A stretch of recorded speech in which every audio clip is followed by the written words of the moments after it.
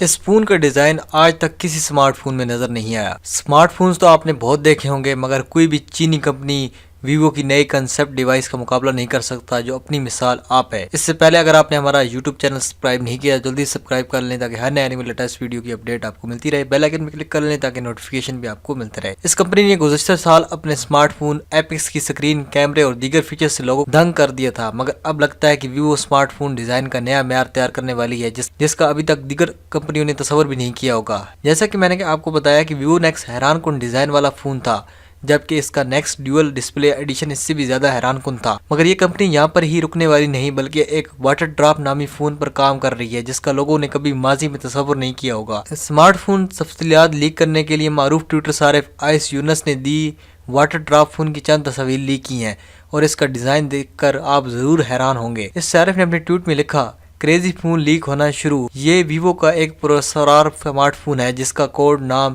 The water drop ہے۔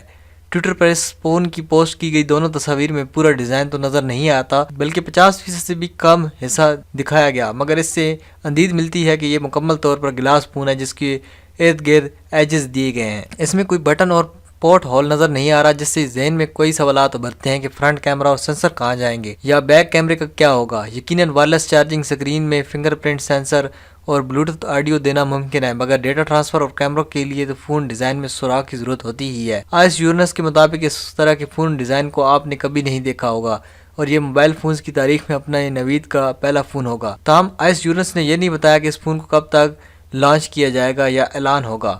دوستو، اس phone کے بارے میں آپ کی کیا رائے ہے؟